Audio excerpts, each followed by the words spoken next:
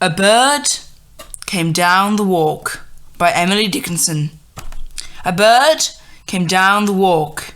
He did not know I saw. He bit an angel worm in halves and ate the fellow raw. And then he drank a dew from a convenient grass, and then hopped sideways to the wall to let a beetle pass. He glanced with rapid eyes that hurried all around. They looked like frightened beads, I thought. He stirred his velvet head. Like one in danger, cautious, I offered him a crumb, and he unrolled his feathers and rowed himself to home.